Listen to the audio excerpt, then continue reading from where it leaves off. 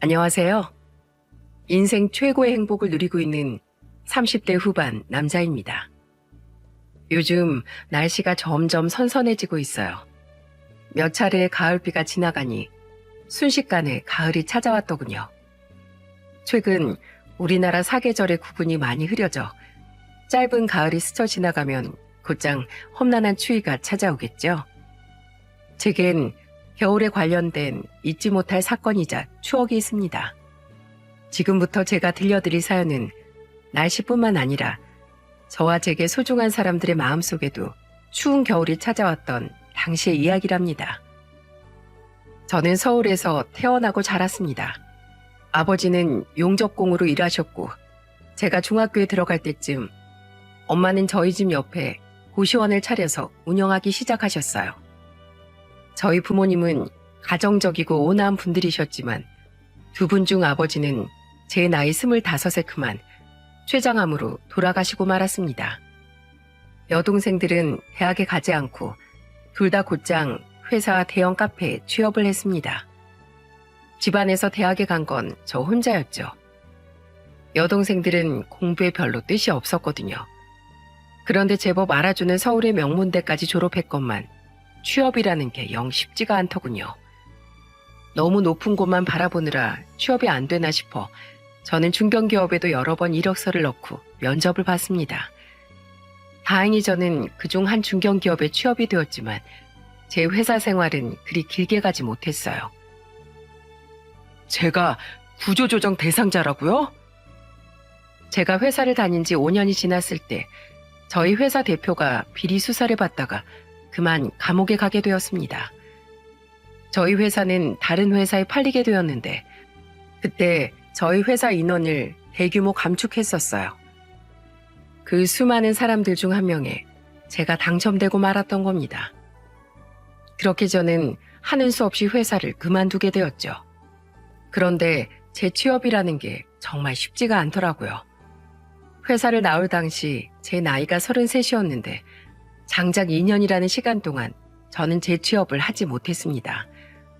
시간이 흐를수록 나라 경제가 점점 더 안 좋아져 오히려 직원을 구하기보단 직원을 내보내는 회사들이 많아지다 보니 백수 탈출의 기회는 자꾸만 멀어져 갔죠. 답답하고 자존감이 떨어졌습니다.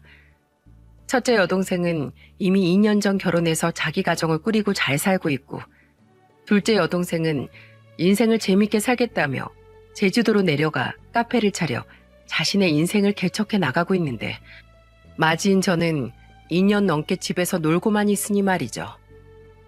어느 날 저는 답답한 마음에 한강공원으로 갔습니다. 저는 한강을 바라보며 혼자서 이런저런 푸념을 늘어놓았어요. 에휴, 이러다 진짜 나중에 엄마 고시원이라도 물려받아야 하나? 아니야, 괜히 이런 걸로 동생들이랑 문제라도 생기면 안 되지. 내 친구들은 다 장가가고 애도 낳고 사는데 난 왜 그런 평범한 것들을 못하는 걸까? 집도 없이 엄마 집에 얹혀 살아. 모은 돈도 7천만 원밖에 없어. 진짜 내 자신이 처량하다, 처량해. 제발 일하고 싶다. 저 열심히 일할게요. 누가 저 좀 받아주세요. 그렇게 머리를 쥐어뜯어가며 한숨을 쉬고 있으니 제 자신이 더욱 초라하게 느껴지더군요. 저는 이대로는 안 되겠다 싶었습니다. 이러다 정말로 취업도 인생도 모두 포기한 채 집에만 틀어박혀 사회 부적응자라도 될 것 같더라고요. 그래서 전 매일같이 운동이라도 해보자 하는 마음으로 다음 날부터 한강을 뛰기 시작했어요. 집에서 책을 읽고 뭐라도 공부를 하다가 하루를 마무리하는 저녁이 되면 조깅을 하며 머리를 맑게 했죠. 마침 조깅을 시작한 시기도 가을에 접어들어 겨울이 다가올 때라 공기도 제법 시원한 것이 조깅을 마치면 몸도 마음도 무척이나 상쾌해지더라고요. 그렇게 한 석 달쯤 지났을까요? 해가 넘어가고 계절은 완연한 겨울이 되었습니다. 전 여전히 매일같이 한강공원을 뛰고 있었어요. 그런데 언제부턴가 사람들이 잘 가지 않는 구석에 노숙자 한 명이 상주해 있더라고요. 수염도 도톨도톨하게 나 있고 잔뜩 더러워진 짐가방 하나에 차림새가 굉장히 추레했던 나이든 아저씨였죠. 저 아저씨 또 술 드시네. 안주도 없이. 저러면 몸 엄청 상할 텐데. 처음엔 저도 그 아저씨를 그냥 지나쳐 뛰었습니다. 그냥 노숙자네하고 대수롭지 않게 생각했죠. 그런데 매일같이 그곳에 있는 아저씨를 보니 걱정이 되기 시작했어요. 날이 점점 추워지기 시작했으니까요. 젊은 사람들도 추워서 패딩을 입고 다니는 판에 저렇게 단출한 차림으로 저 아저씨가 이 강추위를 어떻게 견뎌내려나 싶었죠. 그러던 어느 날 여느 때처럼 한강을 뛰던 전 깜짝 놀라 그 아저씨에게 다가가 말을 걸었습니다. 저기요, 아저씨 괜찮으세요? 왜냐하면 그 아저씨가 진가방에 머리를 기대고 잠에 들어 있었거든요. 혹시 아저씨가 쓰러진 게 아닐까 싶어서 가슴이 쿵 내려앉았던 거죠. 다행히 아저씨는 눈을 부스스 뜨며 일어나셨습니다. 그런데 그 아저씨가 대뜸 제게 화를 내는 게 아니겠어요? 어르신, 이렇게 추운 날에 밖에서 이렇게 주무시면 큰일 나요. 내가 죽든 말든 당신이 무슨 상관이야? 가! 나한테 신경 꺼! 저는 화들짝 놀라며 뒤로 물러섰습니다. 아저씨가 무서웠거든요. 그래서 저는 그대로 뒷걸음질 치며 그곳을 벗어났죠. 이후에도 아저씨는 계속해서 그곳에 있었는데 날이 갈수록 추워지니 걱정이 되어 너무 신경이 쓰이더군요. 무서워서 함부로 말을 붙이지도 못하겠고 말입니다. 그렇게 며칠 뒤 날이 더욱 추워진 어느 날 저는 경찰에 아저씨를 신고했어요. 노숙인 한 분이 이 추운 겨울에 한강 근처에 계속 누워 계시는데 구조가 좀 필요할 것 같아서 신고했어요. 경찰이 출동하자 아저씨는 그제야 자리를 뜨시더군요. 아저씨가 어디 가시는 거냐고 경찰들에게 묻자 경찰들은 어깨를 으쓱이며 이러더라고요. 우선 추우니까 여기 있지 마시라고 말씀드려서 오늘은 가기로 하셨어요. 가족에게 인계하려고 했더니 가족도 없다고 말씀하시고 본인 인생 본인이 알아서 할 테니 신경 쓰지 말라고 화까지 내셔서 도와드릴 수가 없네요. 저분이 치매에 걸린 것도 아니고 난동을 피운 것도 아니어서 저희가 강제로 어떻게 할 수 있는 것도 아니고요. 저희가 딱히 더 도와드릴 수 있는 일이 없을 것 같습니다. 하도 노숙인들이 많아서 이런 경우가 허다해요. 어쩔 수가 없다는 말만 남기고 경찰들은 돌아갔습니다. 저는 한숨을 쉬며 아저씨가 떠난 자리를 바라보았죠. 한순간에 어떻게 바뀔지 모르는 게 사람 인생인데 저러다 아저씨께 정말 큰일이 날 것 같아 계속해서 마음이 불편했어요. 그러던 어느 날이었습니다. 그날은 유독 추운 날이었어요. 날씨가 무려 영하 15도나 되었거든요. 얼른 몸에 열을 올리려 열심히 뛰고 있는데 여전히 그곳에 계시던 아저씨는 그날따라 아무런 움직임이 없으시더군요. 별일 없겠지? 저번에도 그냥 주무시는 거였잖아. 처음엔 저는 아저씨를 그냥 지나쳐 뛰었습니다. 그런데 제가 다시 뛰어서 돌아오는 길에도 아저씨는 아직도 미동이 없으시더라고요. 저는 혹시나 싶은 마음에 아저씨에게 조심스럽게 다가갔습니다. 저기요, 아저씨, 일어나세요. 눈 좀 떠보세요. 하지만 아저씨는 이미 의식을 잃으셨더군요. 깜짝 놀란 저는 다급한 마음에 우선 아저씨를 등에 업고 병원을 향해 뛰기 시작했습니다. 뛰어가는 동안 그제야 119가 생각나 저는 뛰어가며 119에 신고를 했어요. 저기요, 여기 노숙인 한 명이 의식 없이 쓰러져 계시거든요. 긴급 상황인 것 같아요. 빨리 뚝섬 유원지 역 쪽으로 좀 와주세요. 아저씨가 키도 크고 등치도 커서 뛰고 얻기가 정말 힘들었습니다. 저는 어떻게든 아저씨를 살리겠다는 일념 하나로 이를 악물고 뛰었죠. 뚝섬 유원지역 쪽에서 구급대원들을 만난 전 그들에게 아저씨를 다급히 인계했습니다. 그리고는 함께 구급차에 타서 동행했죠. 사실 이후엔 그냥 구급대원들에게 맡기고 들어갈까 했는데 마음에 걸리는 걸 봐버렸거든요. 미동 없는 아저씨의 눈가에 말라붙은 눈물 자국을 말입니다. 마음도 약해진 전 잠시나마 아저씨의 보호자가 되어주기로 했죠. 아저씨가 쓰러진 이유는 저체온증과 동상, 그리고 수면제 과다 복용이었다더군요. 아저씨는 안주도 먹지 않고 술만 마시다가 대량의 수면제를 소주와 함께 복용하곤 깊은 잠에 빠졌던 거더라고요. 궁금했습니다. 아저씨도 분명 수면제를 과다 복용하면 위험하다는 것쯤은 알고 있었을 텐데 왜 스스로 목숨이 위험한 일을 하신 건지, 대체 무슨 사연이 있으신 건지 너무도 신경이 쓰였죠. 저는 아저씨를 입원시켰고 아저씨가 깨어날 때까지 아저씨의 곁을 지켰습니다. 아저씨는 2시간 뒤 무사히 눈을 뜨셨어요. 아저씨, 정신 드세요? 괜찮으세요? 누구요? 저 기억하세요? 왜 예전에 아저씨가 화내면서 쫓아버렸던 사람 있잖아요. 아, 그 사람. 근데 날 여기 왜 데리고 왔어? 저번에도 말했잖아. 그냥 죽든 말든 나 좀 내버려 두라고. 왜 시키지도 않은 짓을 하고 그래? 아저씨는 힘없이 역정을 내시더라고요. 저는 그런 아저씨에게 염려스럽게 말했죠. 아저씨, 목숨이 얼마나 소중한 건데 왜 그렇게 말씀하세요? 대체 무슨 일이신 건데요? 알 것 없어. 당신이 알아? 사는 게 죽는 것보다 더 힘든 고통을 당신이 아냐고. 당신은 그 고통 속으로 날 다시 끌어들인 거야. 전 아저씨만큼 오래 안 살아봐서 아직 모르겠어요. 그래도 이거 하나만은 알아요. 내 몸을 망가뜨리면서 슬퍼하는 건 결코 옳은 일이 아니라는 거 말이에요. 제 말에 아저씨는 꽃방귀를 뀌며 제게서 몸을 돌려 누우셨습니다. 얼마 지나지 않아 아저씨는 잠시 치료를 받으셨고 계속 옆을 지키고 있던 제게 조용히 말을 거시더군요. 부모님은 살아있수. 결혼은 했고. 놀라기도 하고 조금 기쁘기도 했습니다. 저는 조금 열린 것 같은 아저씨의 마음이 또다시 다칠세라 재빨리 대답을 했죠. 엄마는 살아계시고 아버지는 제가 25살 때 췌장암으로 돌아가셨어요. 아직 결혼은 안 했고요. 그건 왜 물으세요? 하지만 제 대답에 아저씨는 아무런 말이 없으셨습니다. 그리고 이내 아저씨는 천장으로 고개를 들곤 눈물을 흘리셨어요.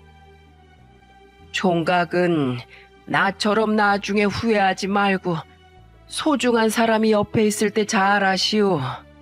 그러지 못하면 막상 그 사람이 옆에 없을 때 뼈에 사무치도록 후회할 거요.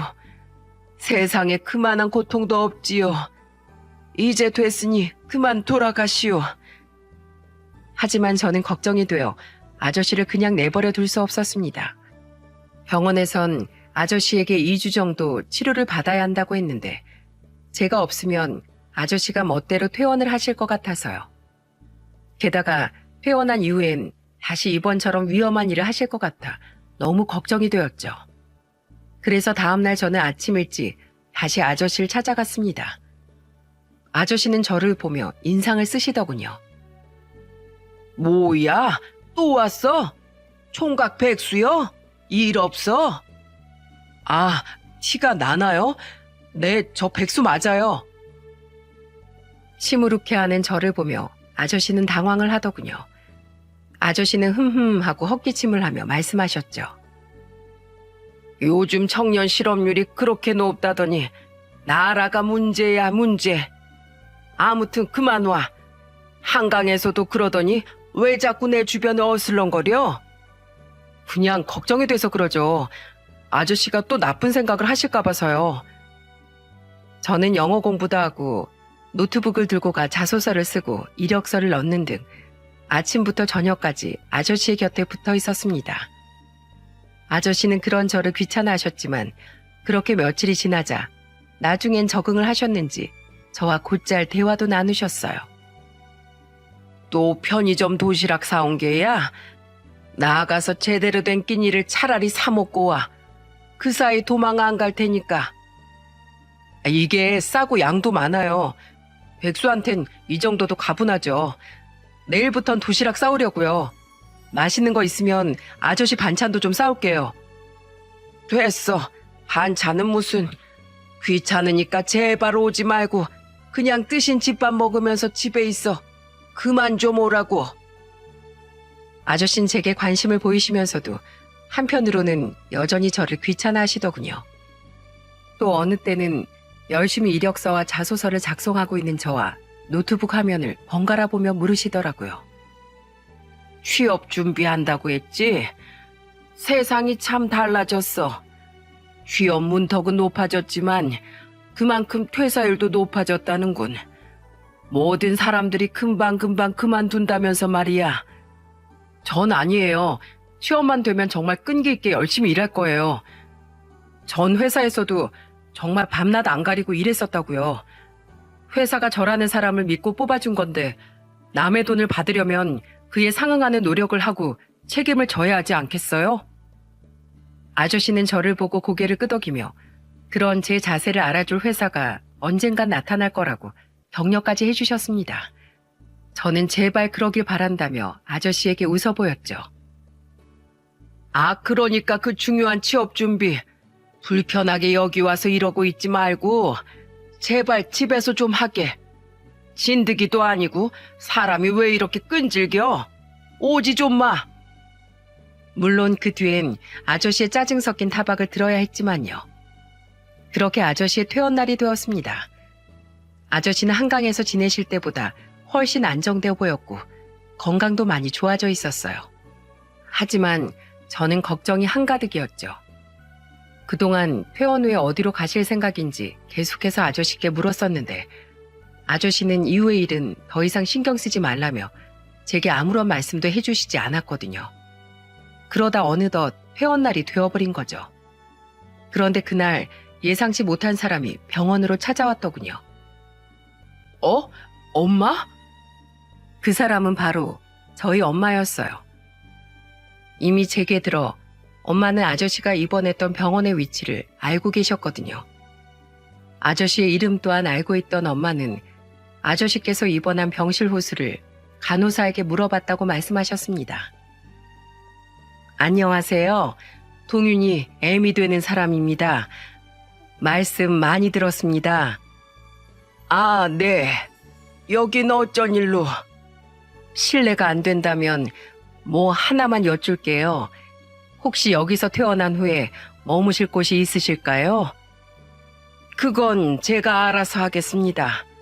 더 이상 전 도움을 받고 싶지 않아요.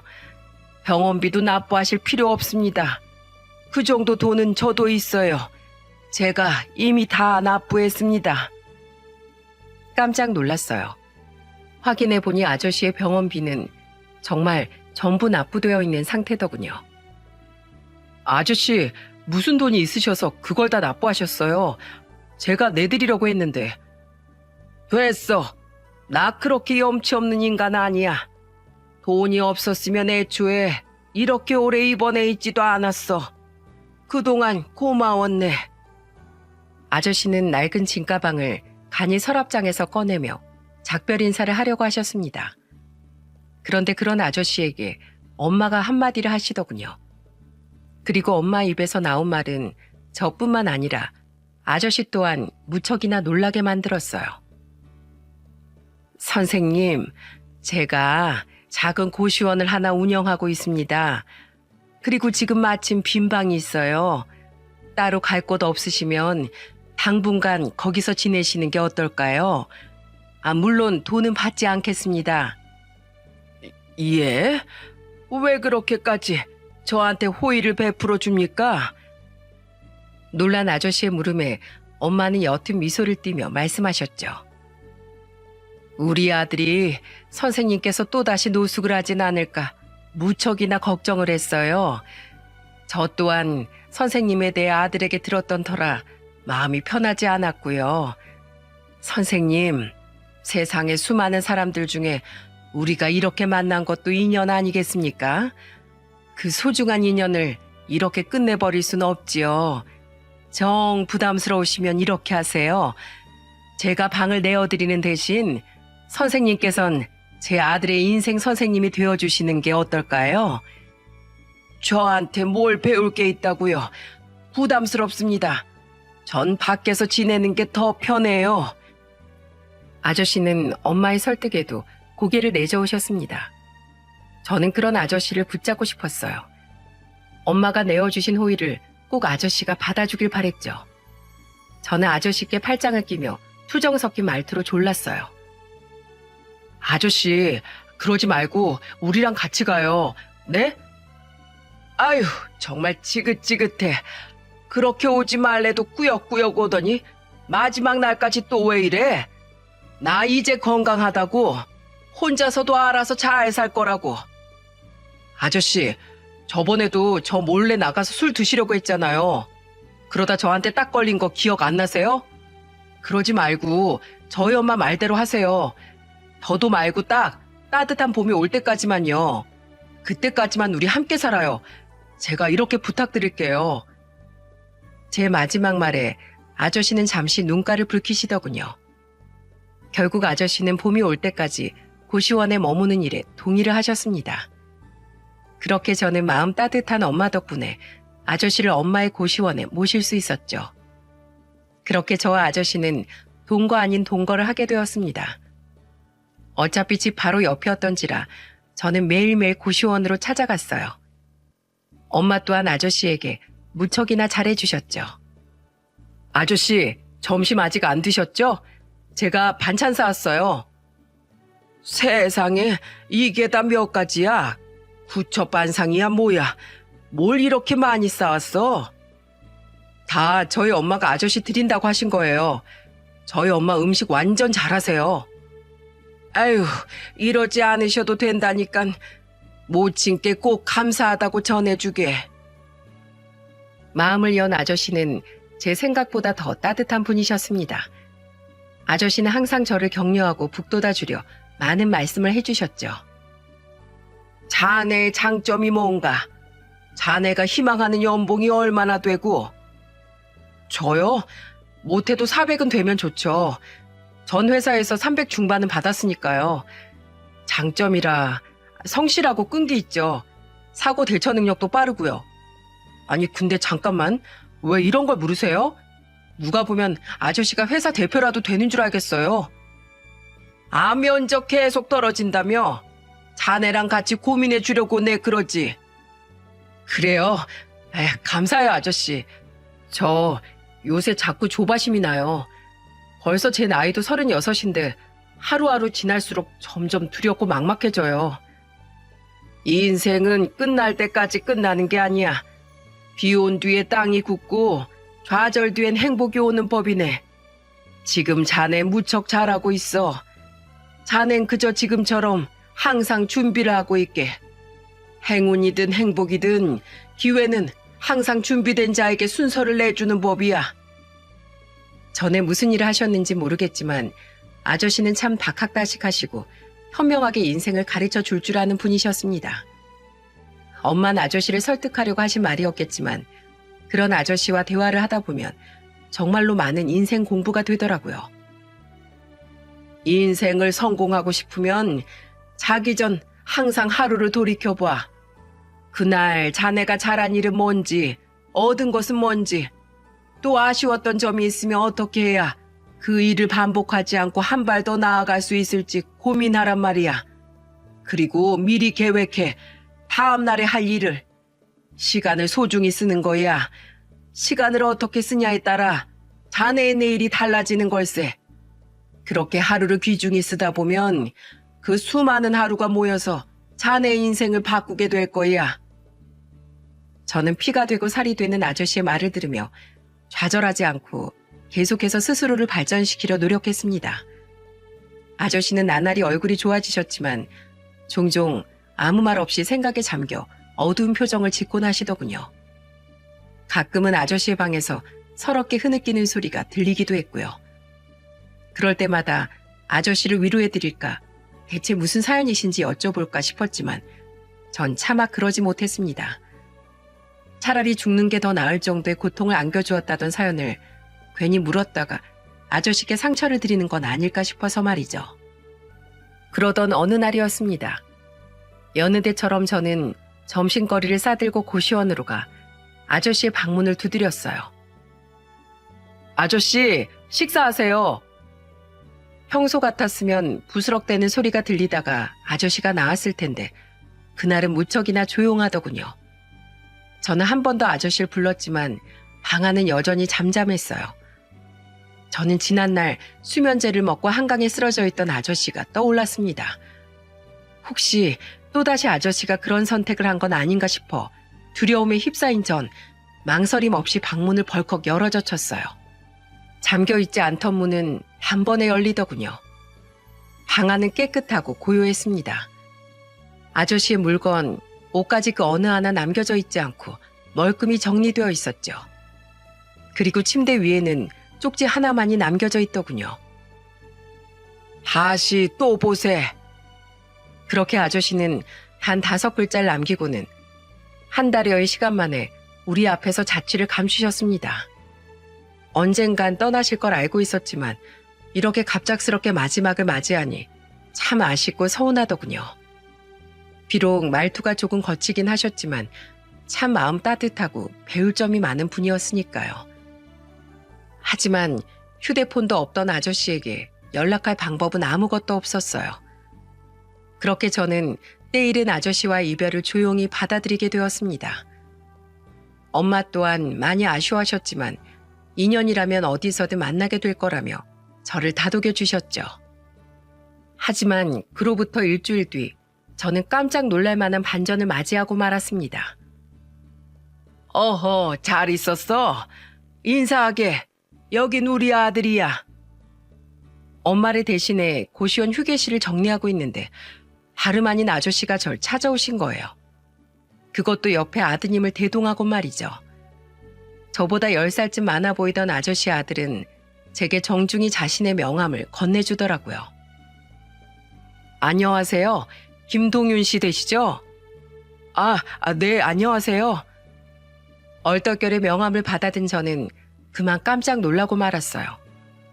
그 명함에는 저도 들어본 회사 이름이 적혀 있었거든요.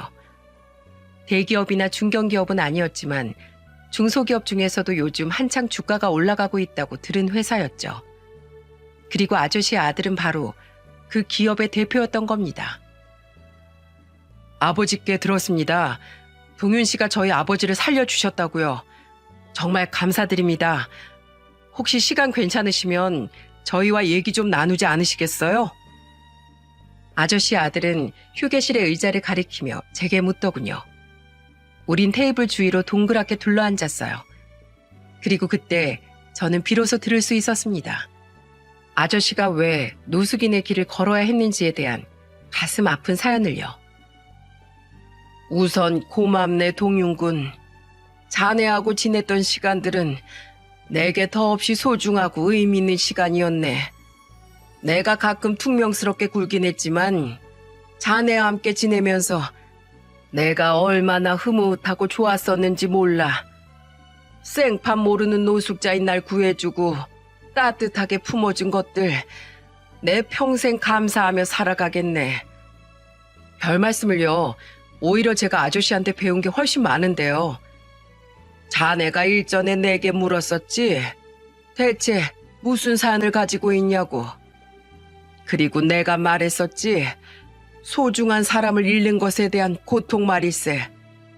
내게 소중했던 그 사람은 바로 내 아내일세. 저는 조금 커진 눈으로 아저씨를 바라보았습니다. 갑자기 아저씨의 사연을 듣게 될 줄 몰랐거든요. 아저씨는 그런 저를 보면서 덤덤히 말을 이으셨어요. 난 우리 아들이 대표로 있는 그 회사의 창립자일세. 그 회사를 키우고 꾸려나가겠다고 우리 아내에게 참 몹쓸 짓 많이 했어. 집엔 잘 들어가지도 않고 회사에서 먹고 자고 항상 혼자 남겨진 아내에게 따뜻한 말 한마디 건네준 적이 없었지. 아내가 복통으로 병원에 실려갔을 때도 집에 화재가 나서 난리가 났었을 때도 난 아내에게 바로 달려가지 못했어. 난 항상 제일 나중에서야 아내 앞에 나타났지.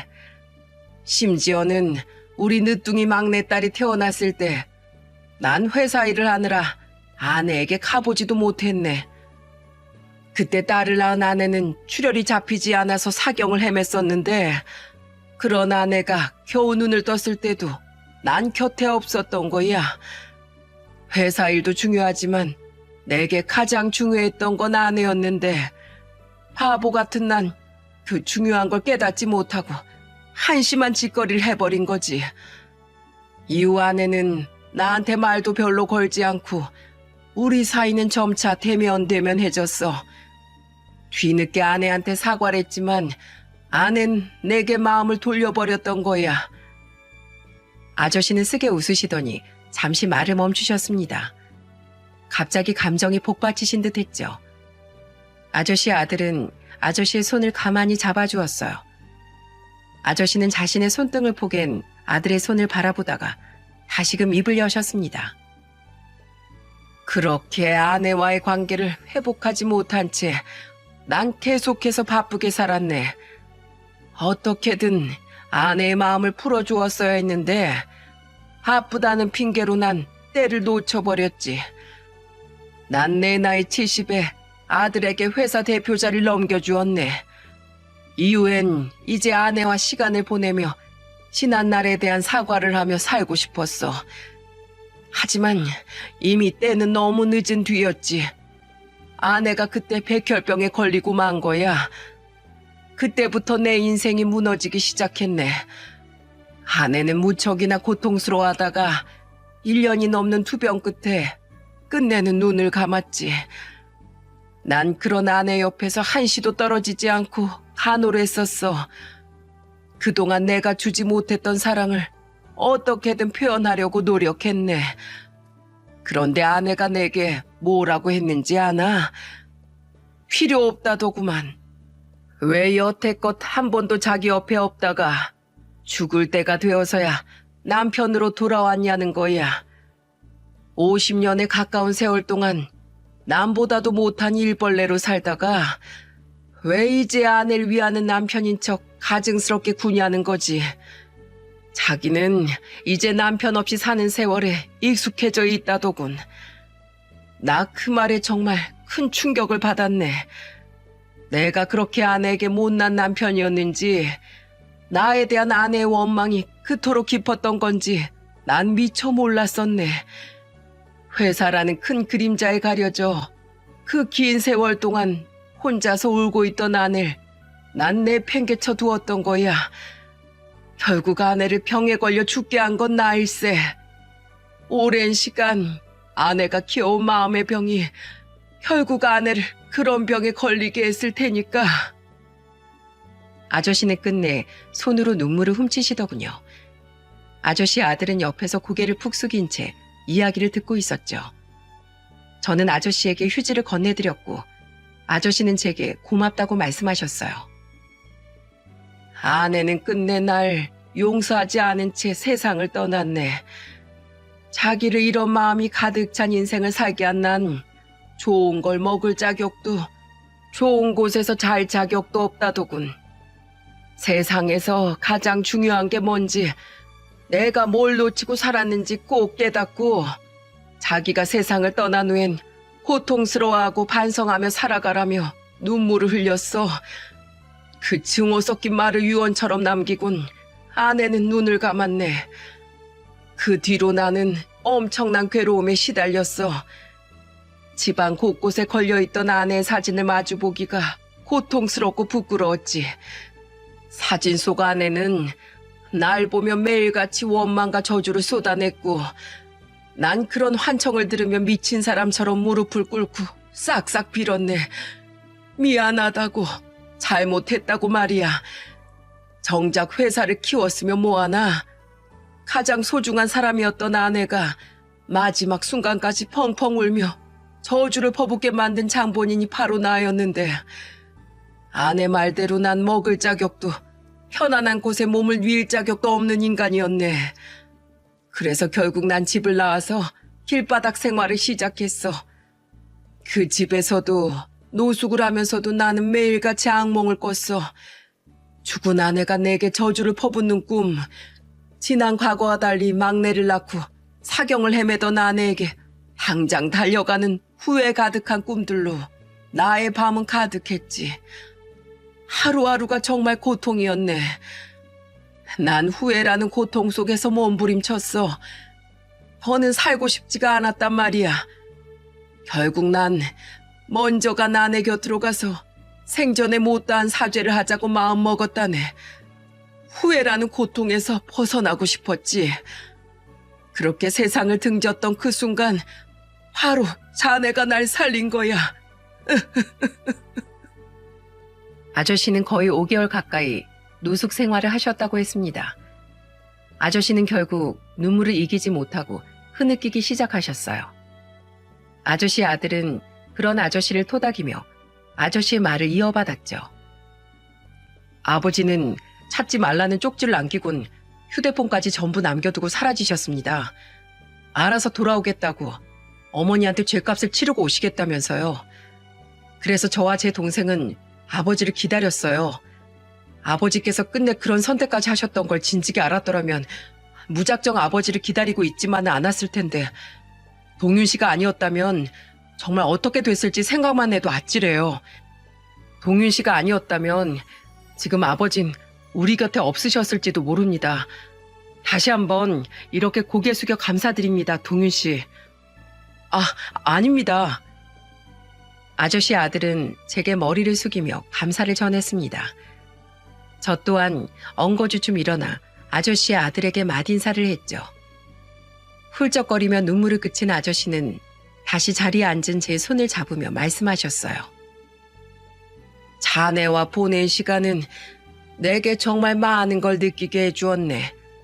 그리고 자네 어머님께도 많은 걸 배웠지.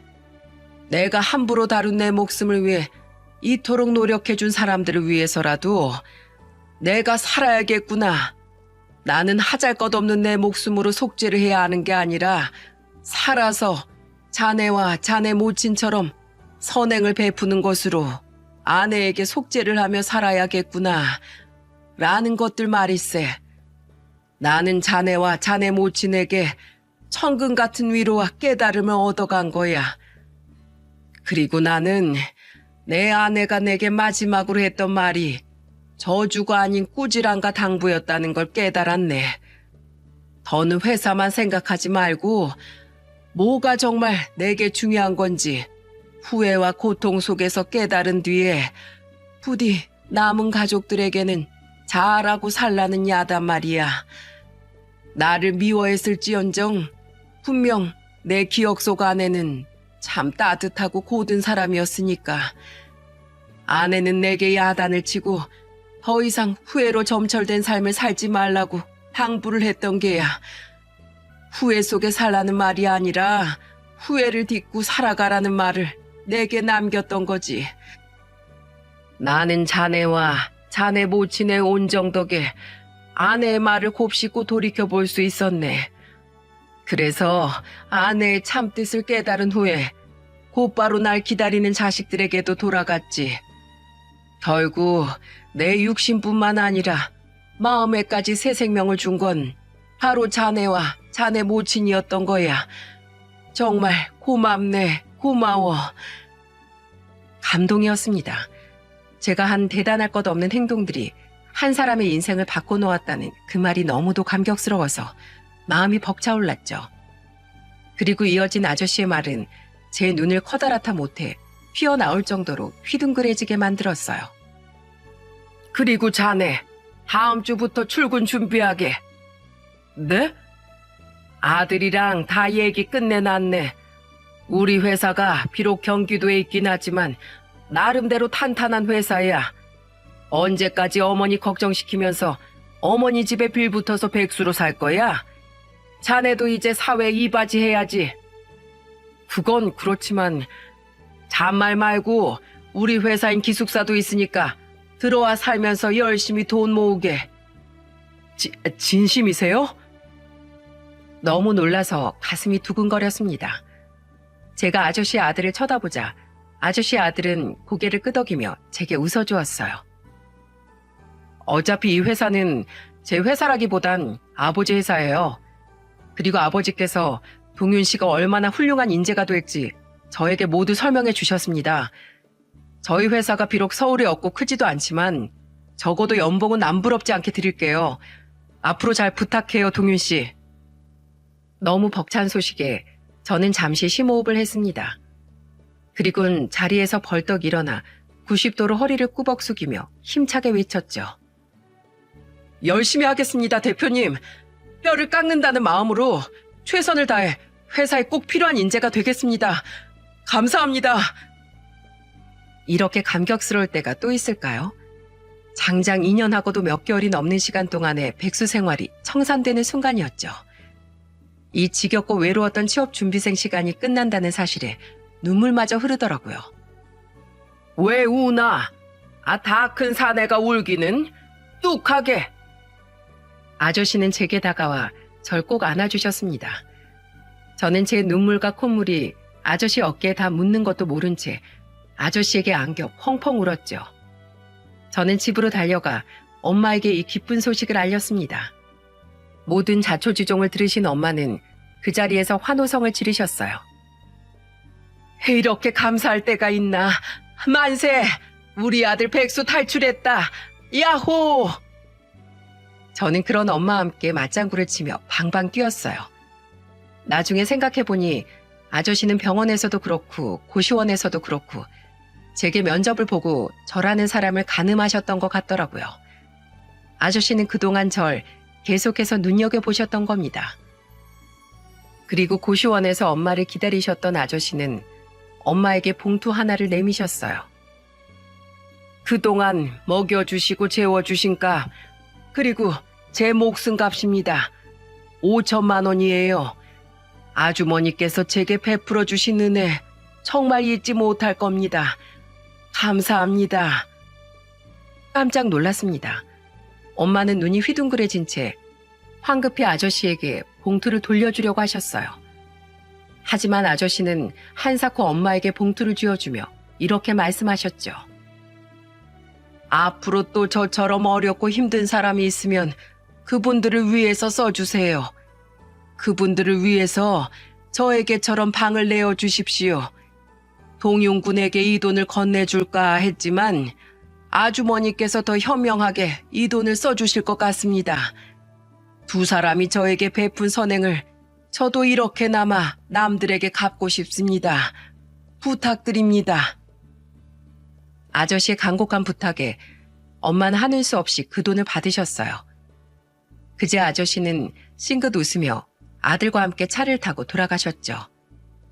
그렇게 저는 그 주 주말에 미리 회사 기숙사로 이사를 했고 다음날 떨리는 마음으로 아저씨 아들의 회사에 입사를 할 수 있었습니다. 그렇게 제가 이 회사에 온 지도 3년이 지난 지금 제가 어떻게 살고 있냐면 말이죠. 여보, 출근해야 돼. 늦겠어. 금방 갈게. 내려가서 차 시동 좀 걸어놓고 있어. 저는 이곳 회사에서 평생의 제 짝을 만나게 되었습니다. 그리고 처가 식구들 또한 저와 더 없는 가족처럼 지내고 있죠. 김서방, 이거. 대표 매제가 됐다고 빠진 거야? 대표가 출근하는 시간에 같이 출근해? 오빤 왜 맨날 이 사람한테 장난질이야. 차가 막히면 좀 늦을 수도 있지. 그 처가 식구들이란 아저씨 아들이었던 회사 대표님과 아저씨였습니다. 아내는 바로 아저씨의 늦둥이 딸이었어요. 참 대단한 인연 아닙니까? 대표님뿐만이 아닌 아저씨의 딸도 이 회사에 다니고 있었더라고요. 그리고 우리를 이어주었던 건 다름 아닌 아저씨였죠. 야, 은정아, 너 동윤이랑 같이 점심 먹고 와라. 야, 은정아, 내가 오늘 저녁에 연극을 예약해 놨거든. 동윤이랑 가서 보고 와. 은영아, 이번에 중국 출장권 있지? 그거 윤이사한테 말해서 동윤이랑 은정이 둘이 다녀오게 해라. 야, 은정아, 내가 환전도 미리 해놓을 테니까 일 끝나면 동윤이랑 한 이틀 놀다 와. 아저씨는 은퇴를 하셨는데도 종종 일을 보러 회사에 나오셨어요. 그럴 때마다 아저씨는 대놓고 저와 아내를 엮으셨죠. 처음엔 곤란하기도 하고 직원들에게 눈치도 보였어요. 하지만 일을 하며 겪어본 아내는 똑똑하고 참 선한 사람이더군요. 그리고 아내 또한 아저씨에게 저에 대한 이야기를 듣고 제게 호감을 갖고 있었고요. 그렇게 우리는 아저씨의 거센 축하를 받으며 장미꽃이 듬뿍 핀 올해 5월 웨딩 마치를 올릴 수 있었습니다. 이제 아저씨는 제게 아저씨가 아닌 장인어른이 된 것이죠. 장인어른은 감사하게도 회사에서 멀지 않은 도시에 우리의 신혼집 또한 마련해 주셨어요. 얼마 전 장인어른과 대표님, 그러니까 형님과 셋이서 술을 마신 적이 있습니다. 그때 장인어른께 저는 제가 그렇게 마음에 들었었냐며 장난을 쳤죠. 장인어른은 허허하며 웃더니 이렇게 말씀하시더군요. 그래, 자넨 내가 본 사람 중에 가장 인성이 탁월한 사람이야.